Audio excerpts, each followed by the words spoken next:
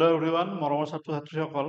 আজি আমি তোমালোকৰ ক্লাছ 10ৰ যি জীৱন প্ৰক্ৰিয়া নামৰ চেপ্টাৰ আছে, এই চেপ্টাৰটোৰ কিছুমান MCQ, আমি কিছুমান MCQ চল্ভ কৰিব চেষ্টা কৰোঁ য'ত আমি মানে মানে তোমালোকৰ এক্সাৰচাইজ যি আছে, তোমালোকৰ যি অনুশীলনী আছে, সেই অনুশীলনীৰ পৰাও যিকেইটা প্ৰশ্ন আছিল সেইকেইটা প্ৰশ্নও লৈছোঁ।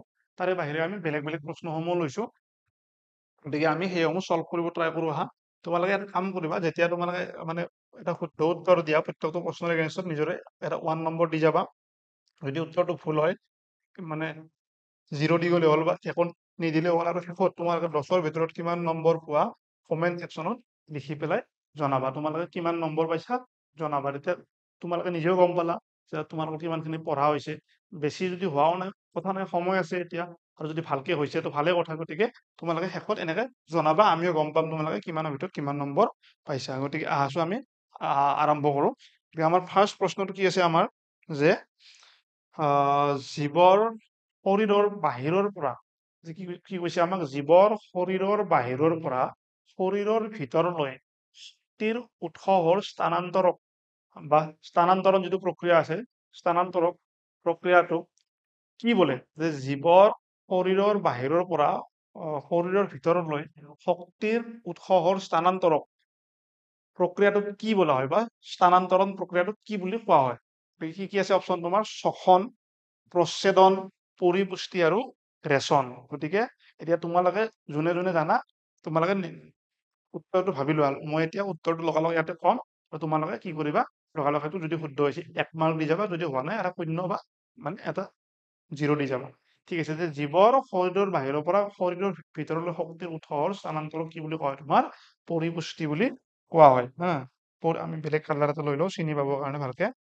কি হয় আমাৰ উত্তৰ হ'ব কি তোমাৰ, যে পৰিপুষ্টি। অৰ্থাৎ শ্বসন মানে কি? শ্বসন মানে আমাৰ শ্বসনে কি কৰে? শ্বসনেও শক্তি লাভ কৰাত সহায় কৰে, কিন্তু আমাৰ মানে প্ৰধানতভাৱে আমাৰ যিটো পৰিপুষ্টিৰ সূত্ৰও আমাৰ কিতাপত দিয়া আছে, আমাৰ সেই সূত্ৰটো কি দিয়া আছে, যে জীৱৰ শৰীৰৰ বাহিৰৰ পৰা শৰীৰৰ ভিতৰলৈ শক্তিৰ উৎসৰ স্থানান্তৰক মানে প্ৰক্ৰিয়াটোক শ্বসন বুলি কি বুলি পৰিপুষ্টি বুলি কোৱা হয়। ৰেচন কি হয়? যে ৰেচন হৈছে এনেকুৱা এটা প্ৰক্ৰিয়া, আমাৰ দেহত সৃষ্টি হোৱা যিখিনি বৰ্জিত পদাৰ্থ আছে সেইখিনিক বাহিৰ কৰি দিয়া প্ৰক্ৰিয়াটোক কি বুলি কোৱা হয়? ৰেচন বুলি কোৱা হয়। প্ৰচ্ছেদন কি হৈছে? প্ৰচ্ছেদনে উদ্ভিদে পানী যিটো এৰি দিয়া প্ৰক্ৰিয়া, আমি সেইটোক বুজাই। শ্বসন কি হৈছে? যে শ্বসনে অতি জটিল খাদ্যসমূহ, আমি যিসমূহ খাদ্য খাওঁ তাক ভাঙি মানে সৰল হোৱাৰ পিছত তাৰ পৰা যিটো শক্তি, যিটো মানে আহৰণ কৰা যিটো প্ৰক্ৰিয়া, আমি সেইটো বুলি বুজিব পাৰো। গতিকে আমাৰ যে 1 নম্বৰৰ উত্তৰ কি হ'ব? আমাৰ চি হ'ব। গতিকে এনচাৰ হ'ব আমাৰ কি? তোমাৰ এনচাৰ হ'ব চি। গতিকে আমাৰ নেক্সট প্ৰশ্নটো চাওঁ কি আছে, যে মানুহৰ বৃক্কলোতা কোনটো তন্ত্ৰৰ অংশ? পৰিপুষ্টি, শ্বসন, ৰেচন নে পৰিবহন? গতিকে তোমালোকে অকমান নিজে ভাবিলে অকমান উত্তৰটো পাই যাবা, যে মানুহৰ তোমাৰ যি বৃক্ক দুটা আছে, তোমালোকে নিশ্চয় গম পোৱা যে আমাৰ কি আছে, দুটা বৃক্ক আছে। এই বৃক্ক দুটা আমাৰ মানুহৰ ইয়াত দিয়া কি তন্ত্ৰৰ মানে অংশ? পৰিপুষ্টি তন্ত্ৰৰ অংশ নে, শ্বসন নে, ৰেচন নে, পৰিবহন? গতিকে এতিয়া মই উত্তৰটো কৈ দিম, তোমালোকে ইয়াত কি কৰিবা, তোমালোকে যদি শুদ্ধ হৈছে 1 নম্বৰ দিবি, যদি ভুল হৈছে 0 ল'বা। গতিকে কি হ'ব তোমাৰ, যে আমাৰতো পৰিপুষ্টিৰ অংশ নহয়, পৰিপুষ্টিৰ অংশ নহয়, গতিকে শ্বসনৰ অংশ নহয়, পৰিবহনৰ অংশ নহয়, গতিকে আমাৰ উত্তৰ কি হ'ব তোমাৰ? ৰেচন, নহয়? যে এই মানে আমাৰ বৃক্কই কি কৰে, আমাৰ যি বৃক্ক আছে, বৃক্কই ৰেচন প্ৰক্ৰিয়াত সহায় কৰে। ৰেচন প্ৰক্ৰিয়াত সহায় কৰে, নাই? এইটো মনত ৰাখিবা যদি মনত নাই, সহায় কৰে। গতিকে আমাৰ এনচাৰ কি হ'ব? আমাৰ তোমাৰ এনচাৰ হ'ব আমাৰ চি হ'ব।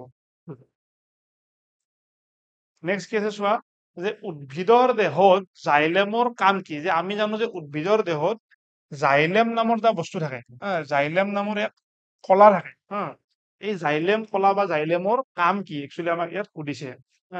যে জাইলেমৰ কাম কি উদ্ভিদৰ দেহত? যে কি আছে, যে পানীৰ পৰিবহন, খাদ্যৰ পৰিবহন, এমিনো এচিডৰ পৰিবহন নে অক্সিজেনৰ পৰিবহন? যে আমাৰ যিবিলাক উদ্ভিদ আছে, এই উদ্ভিদ বিলাকৰ দেহত জাইলেমৰ কাম কি আমাক সুধিছে, যে পানীৰ পৰিবহন কৰাত সহায় কৰে নেকি, খাদ্যৰ পৰিবহন কৰাত সহায় কৰে নেকি, এমিনো এচিডৰ পৰিবহন সহায় কৰে নে অক্সিজেনৰ পৰিবহনত সহায় কৰে? মই এতিয়া উত্তৰটো তোমালোকক কৈ দিম, আৰু তোমালোকে কি কৰিবা, লগালগ যদি শুদ্ধ হৈছে 1 নম্বৰ দি যাবা। যে কি হয়, যে চোৱা, এতিয়া জাইলেমে আমাৰ পানীৰ পৰিবহনত সহায় কৰে, হয়নে নহয়? যে উদ্ভিদৰ দেহত জাইলেমৰ কাম হৈছে কি তোমাৰ জাইলেমৰ কাম মনত ৰাখিবা। জাইলেমৰ কাম পানীৰ পৰিবহন। পানীৰ পৰিবহন। জাইলেমৰ বাহিৰে আৰু এক ধৰণৰ কলা আছে যাক কয় কি ফ্লোয়েম। হ্যাঁ, এই ফ্লোয়েমৰ কাম কি তোমালোকে কমেন্ট সেকশনত জনোৱাচোন যোনে যোনে জানা। ইয়াৰে এনসাৰটো কি হ'ব তোমাৰ? এনসাৰ হ'ব আমাৰ এ। এনসাৰ হ'ব এ। গতিকে আমাৰ কি পালো আমি যে উদ্ভিদৰ দেহত জাইলেমৰ কাম হ'ল পানীৰ পৰিবহন, খাদ্যৰ পৰিবহন নহয়, এমিনো এচিডৰ পৰিবহনো নহয় আৰু অক্সিজেনৰ পৰিবহনো নহয়। গতিকে আমাৰ এনসাৰ হ'ব কি এ। এনসাৰ হ'ব এ। নেক্সট চোৱা আমাৰ যে স্বপক্ষীয় পৰিপুষ্টিত প্ৰয়োজন হয়, অৰ্থাৎ চোৱা আমি দুই ধৰণৰ পৰিপুষ্টি পাওঁ, এটা স্বপক্ষী এটা পৰপক্ষী নহয়। যে স্বপক্ষীত কি হয় তোমালোকে জানাই যে নিজে নিজৰ খাদ্য প্ৰস্তুত কৰিব পাৰে, আৰু পৰপক্ষীত কি হয় যে মানে স্বপক্ষী জীৱসমূহৰ ওপৰত নিৰ্ভৰ কৰে, অৰ্থাৎ মানে বেলেগৰ ওপৰত নিৰ্ভৰ কৰে। এতিয়া চোৱা কি আছে যে স্বপক্ষী পৰিপুষ্টিত কিহৰ কিহৰ প্ৰয়োজন হয়? কাৰ্বন ডাই অক্সাইড আৰু পানী। আৰুতো মানে অকমান এই ধৰণে হ'ব লাগিছিল, সেই ধৰণে হৈ আছে বাৰু, ঠিক আছে। যে স্বপক্ষীয় পৰিপুষ্টিত কি হৈছে যে স্বপক্ষীয় পৰিপুষ্টিত প্ৰয়োজন কিহত কৰে? কাৰ্বন ডাই অক্সাইড আৰু পানীৰ প্ৰয়োজন হয় নেকি সুধিছে। পত্ৰ খৰিতৰ প্ৰয়োজন হয় নেকি সুধিছে। সূৰ্যৰ পোহৰৰ প্ৰয়োজন হয় নেকি, নে ওপৰৰ আটাইকেইটা? গতিকে তোমালোকে প্ৰশ্নটো পঢ়া আৰু উত্তৰটো দিবলৈ চেষ্টা কৰা। মই লগালগ উত্তৰটো দি আছো, তোমালোকে ভাবি লোৱা কি হ'ব। চোৱা যিসকলে উত্তৰটো গম পাইছা মই এতিয়া কৈ দিছো, চাবা ইয়াত কি হ'ব যে চোৱা আমি যিটো স্বপক্ষীয় পৰিপুষ্টিত আমাক কি লাগে? ওপৰৰ আটাইকেইটা লাগে। আমাৰ এনসাৰ হ'ব আমাৰ কি? এনসাৰ হ'ব আমাৰ ডি, কিন্তু নহয়। এনসাৰ হ'ব আমাৰ ডি। এতিয়া কথাটো হ'ল কি যে উদ্ভিদে কি কৰে? উদ্ভিদে সূৰ্যৰ পোহৰত হা কাৰ্বন ডাই অক্সাইড আৰু মানে উদ্ভিদে বিশেষকৈ পত্ৰ খৰিতৰ সহায়ত বা পত্ৰ খৰিত থকা যিবিলাক মানে পাত আছে, হা তাত যেতিয়া সূৰ্যৰ পোহৰ পৰিব আৰু কাৰ্বন ডাই অক্সাইড আৰু পানীৰ সহায় লৈ কি জৈৱ ৰাসায়নিক বিক্ৰিয়া ঘটাই উদ্ভিদে কি কৰে? তোমাক শক্তি বা নিজৰ খাদ্য প্ৰস্তুত কৰে তোমাক, হয় নে নহয়? অৰ্থাৎ যিবিলাক উদ্ভিদে সূৰ্যৰ পোহৰত কাৰ্বন ডাই অক্সাইড আৰু পানীৰ উপস্থিতিত পত্ৰ হৰিতত কি কৰে? তোমাৰ খাদ্য প্ৰস্তুত কৰে। আৰু এই প্ৰক্ৰিয়াটো কি বুলি কোৱা হয়? সালোক সংশ্লেষণ প্ৰক্ৰিয়া বুলি কোৱা হয়। তোমালোকে সালোক সংশ্লেষণ প্ৰক্ৰিয়াৰ বিষয়ে শুনিছা। এই সালোক সংশ্লেষণ প্ৰক্ৰিয়াত আমাক কি হয়? ওপৰত কাৰ্বন ডাই অক্সাইড আৰু পানীও লাগে, পত্ৰ হৰিতো লাগে, সূৰ্যৰ পোহৰো লাগে, আৰু কিবা ওপৰৰ মানে এই চব কেইটা লাগে কাৰণে আমাৰ এনসাৰ কি হ'ব? আমাৰ তোমাৰ ডি হ'ব। যিসকলে শুদ্ধ হৈছে ইয়াতে +1 লিখি যাবা আকৌ। নেক্সট কি আছে চাবা যে পাইৰুভেট। হা ইয়াতো এইটো সেই হ'ব লাগিছিল। পাইৰুভেট অণু ভাঙি কাৰ্বন ডাই অক্সাইড পানী আৰু কি হয়? শক্তি উৎপন্ন হোৱা যিটো বিক্ৰিয়া আছে এইটো ক'ত হয়? বিক্ৰিয়াটো কাক বোলে আমাক নাই সোধা। আমাক সুধিছে কি যে পাইৰুভেট অণু তোমালোকৰ ক্লাছ 10ৰ যিটো আমাৰ জীৱন প্ৰক্ৰিয়া চেপ্টাৰ আছে তাতে তোমালোকৰ এখন ধুনীয়াকে এই ধৰণৰ চাৰ্ট আঁকি পেলাই এনেকে দিয়া আছে ন, যে মানে অক্সিজেনৰ উপস্থিতিত কি হয়, অক্সিজেনৰ অনুপস্থিতিত কি হয়, মানে কিছুমান জীৱই অক্সিজেনৰ মানে অনুপস্থিতিত এই পাইৰুভেট অণু ভাঙে, কিছুমান জীৱই অক্সিজেনৰ উপস্থিতিত ভাঙে। ভাঙিলে কোনটো কি হয় তোমালোকৰ দিয়া আছে ন, মানে তাতে তোমালোকৰ একচুৱেলি উত্তৰটো আছে। যে ইয়াত আমাক সুধিছে কি যে পাইৰুভেট অণু ভাঙি কাৰ্বন ডাই অক্সাইড পানী আৰু শক্তি উৎপন্ন হোৱা বিক্ৰিয়াটো সম্পাদিত হয় ক'ত হয়? চাইটোপ্লাজমত হয় নে, মাইটকণ্ড্ৰিয়াত হয় নে, ক্লৰোপ্লাষ্টত হয়? আমাক সুধিছে। নে কোষ কেন্দ্ৰত হয়? আমাক সুধিছে যে পাইৰুভেট অণু ভাঙি কাৰ্বন ডাই অক্সাইড পানী আৰু শক্তি উৎপন্ন হোৱা বিক্ৰিয়াটো সম্পাদিত হয় চাইটোপ্লাজম, মাইটকণ্ড্ৰিয়া, ক্লৰোপ্লাষ্ট আৰু কোষ কেন্দ্ৰত। যিসকলে জানা মই উত্তৰটো কৈ দিম, তোমালোকে শুদ্ধ হৈছে যদি 1 নম্বৰ দি ল'বা। ইয়াৰ উত্তৰ হ'ব কি তোমাৰ মাইটকণ্ড্ৰিয়া। গতিকে আমাৰ এনসাৰ হ'ব কি তোমাৰ? এনসাৰ হবে বি। এনসাৰ হ'ব আমাৰ কি? আমাৰ বি। গতিকে নেক্সট প্ৰশ্ন কি আছে চাবা।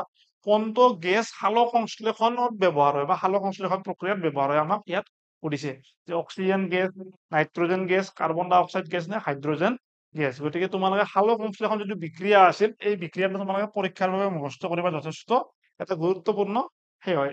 এই যিবিলাক প্ৰশ্ন আছে MCQ প্ৰশ্ন আছে এইবিলাকৰ বাহিৰেও ডাইৰেক্ট সালোক সংশ্লেষণ বিক্ৰিয়াটো আমাক কি কৰে কেতিয়াবা কেতিয়াবা লিখিবলৈও দিয়ে। গতিকে তোমালোকে এই সালোক সংশ্লেষণ যিটো বিক্ৰিয়া আছে বা তাক তোমালোকে মুখস্থ কৰিবা।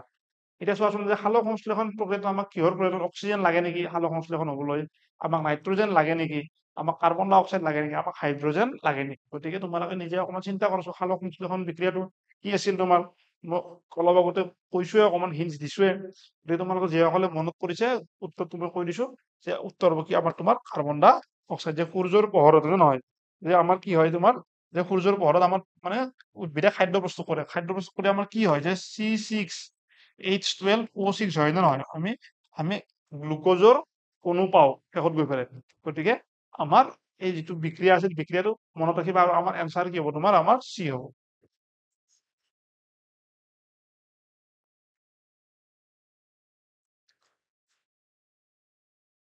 নেক্সট প্ৰশ্ন কি আছে চাবা, যে প্ৰাণীৰ হজম ব্যৱস্থাত, হজম মানে যিটো আমাৰ হজম হয় যিটো প্ৰক্ৰিয়া খাদ্যৰ পিছত, যে প্ৰাণীৰ হজম ব্যৱস্থাত এনজাইমৰ কাম কি? এনজাইম বা আহ, অনুঘটক, যিটো অনুঘটক তোমালোকে পাইছা ন?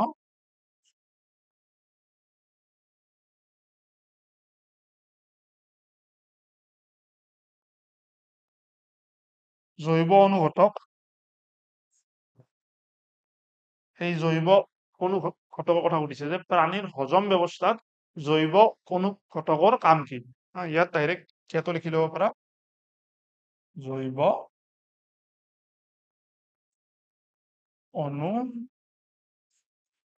অনুঘটক, যে প্ৰাণীৰ হজম ব্যৱস্থাত জৈৱ অনুঘটকৰ কাম কি?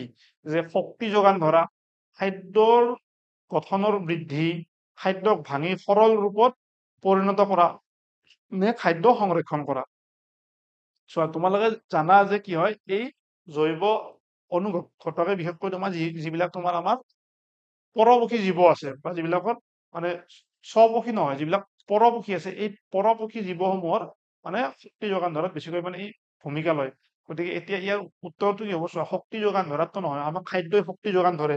গতিকে আমাৰ উত্তৰটোতো আৰু জৈৱ কোনো ঘটক নহ'ব এইটো তোমাৰ। গতিকে খাদ্য গঠনৰ বৃদ্ধি কৰিব নেকি, অৰ্থাৎ তোমাৰ আমি যিটো খাদ্য খাম তাক বৃদ্ধি কৰিব নেকি? নিশ্চয় নকৰে। যে খাদ্যক ভাঙি সৰল ৰূপত পৰিণত কৰে। গতিকে আমাৰ উত্তৰ হ'ব কি তোমাৰ চি। যিসকলে শুদ্ধ উত্তৰ দিছা তোমালোকে 1 নম্বৰ লিখি ল'বা, বা যোনে যোনে শুদ্ধ উত্তৰ বুলি ভাবিছা নিজৰটো সেইটো লিখি ল'বা। এনচাৰ হ'ব আমাৰ কি তোমাৰ চি। কাৰণ কি হয়, এই জৈৱ অনুঘটক বা এনজাইমে কি কৰে, তোমাৰ আমাৰ খাদ্যক সৰল ৰূপত ভাঙাত সহায় কৰে, আৰু আমাৰ শ্বসন প্ৰক্ৰিয়াটো আমাক এই সহায় কৰে। আমাৰ নেক্সট প্ৰশ্নটো চাবা, যে ফ্লয়ামৰ কাম কি? অলপ আগতে মই সুধিছিলোৱে যে আমাৰ কি হয়, উদ্ভিদত আমি কিছুমান জাইলেম আৰু ফ্লয়াম দেখিবলৈ পাওঁ। জাইলেমৰ কাম কি আছে তোমাৰ, আমি মানে অলৰেডি পঢ়ি আহিলোৱে। ফ্লয়ামৰ কাম কি? জল পৰিবহন, খাদ্য পৰিবহন, বায়ু সঞ্চালন, নে প্ৰস্ৰাৱ নিৰ্মাণ। হা, আমি অলপ আগতে কি হ'ল, জাইলেমৰ কাম আমি পঢ়ি আহিছিলোৱে। এতিয়া আমাক সুধিছে কি তোমাৰ ফ্লয়ামৰ কাম। তোমালোকে প্ৰশ্নটো ভালকে এবাৰ চাই লোৱা, মই চাই থৈ দিছো অকমান, যে ফ্লয়ামৰ কাম, মুখ্য কাম কি?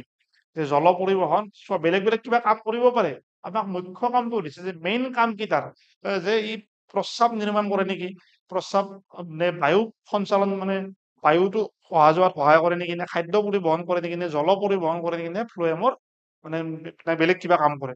গতিকে আমাৰ ইয়াৰ উত্তৰ কি হ'ব, তোমাৰ ফ্লয়ামে খাদ্য পৰিবহনত সহায় কৰে। গতিকে আমাৰ এনচাৰ হ'ব কি তোমাৰ বি। এনচাৰ হ'ব আমাৰ তোমাৰ বি। গতিকে মনত ৰাখিবা যে জাইলেমে পানী পৰিবহন কৰে, আৰু কি হয়, ফ্লয়ামে খাদ্য পৰিবহন কৰে।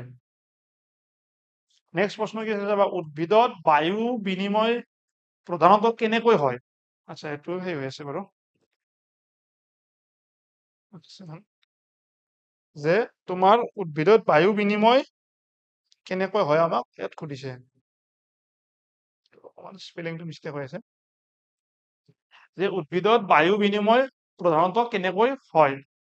যে মূলেৰে হয়নে, পাতেৰে হয়নে, মানে পাতত ৰন্ধ্ৰৰে হয়নে, নে কাণ্ডৰে হয়, নে ফুলেৰে হয়? যে উদ্ভিদত যি ধৰা আমাৰ যেনে যদি মই উদাহৰণ মানুহৰ দিওঁ, আমাৰ বায়ু বা আমাৰ বতাহ কেনেকৈ হয়, আমি নাকেৰে মানে অক্সিজেন লওঁ, সেই অক্সিজেন আমাৰ হাঁওফাঁওলৈ যায়, আৰু মানে কি হ'ব তোমাৰ মানে আমাৰ যি হাঁওফাঁও আছে, এই হাঁওফাঁওত কি হ'ব, মানে বায়ু এক্সচেঞ্জ বা বিনিময় হ'ব। আৰু গতিকে ইয়াত যদি আমাৰ মানুহৰ সুধিলো হয়, আমি তেতিয়া কি দিলো, হাঁওফাঁও দিলো হয়, নে নহয়? মানুহৰ নাই সোধা, উদ্ভিদৰ সুধিছে।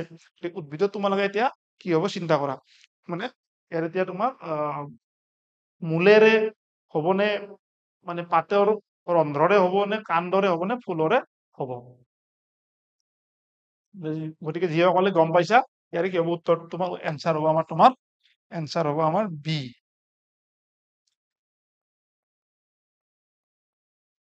এনসাৰ হব আমাৰ বি। গতিকে পাতৰ ৰন্ধ্ৰৰে যাক আমি ইংৰাজীত কি বুলি কওঁ ষ্টমাটা বুলিও আমি তোমাৰ কওঁ। গতিকে আমাৰ সেইটো ৯ নম্বৰ প্ৰশ্ন আছিল। আমাৰ 10 নম্বৰ প্ৰশ্ন কি আছে যে মানুহৰ হৃদয়ত কিমানটা কোঠালি থাকে হা। আমাৰ এই ধৰণৰ কি আছে আমি যদি আচ্ছা মই ডায়েগ্ৰামটো ড্ৰ কৰি দিলে গমে পাই যাবা উত্তৰটো। গতিকে আমাৰ মানুহৰ হৃদয়ত কিমানটা কোঠালি থাকে আমাৰ ইয়াত সুধিছে। গতিকে ইয়াৰ উত্তৰটো একদম সহজ উত্তৰ। আমি সোনকালে কৰিম। সেইটো কিমান হ'ব চিন্তা কৰি চোৱা। গতিকে ২টা থাকে নে ৩টা থাকে নে ৪টা থাকে নে ৫টা থাকে। গতিকে আমাৰ মানুহৰ হৃদয়ত কিমানটা থাকে কোঠালি ৪টা থাকে। গতিকে এনসাৰ হ'ব কি আমাৰ তোমাৰ এনসাৰ হ'ব চি। গতিকে তোমালোকৰ এই ছবিটো নিশ্চয় মনত আছে আমাৰ মানুহৰ যিটো আমাৰ হাওঁফাওঁ এটা আছিল নহয় নানান ধৰণৰ চৰি কলিজাৰ ছবিটো এই ধৰণৰ তোমালোকৰ কিতাপত দিয়া আছে ন। এই ধৰণৰ কিছুমান এনেকে দিয়া আছে।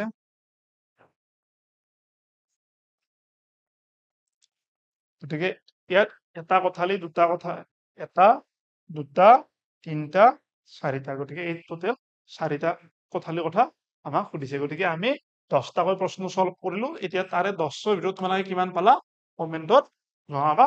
এতিয়া ময়ো গম পাম তোমালোকে কিমান পঢ়া শুনা হৈছে। যদি পঢ়া হোৱা নাই আৰু পৰৱৰ্তী সময়ত আমি বেছিকৈ পঢ়িম। গতিকে আজিলৈ ইয়াতে তোমালোকৰ পৰা আমি বিদায় লৈছো। ভিডিঅ'টোত লাইক কৰি দিবা আৰু চেনেলটো যদি ছাবস্ক্ৰাইব নাই কৰা চেনেলটো ছাবস্ক্ৰাইব কৰি দিবা। ধন্যবাদ। Thank you. Bye by.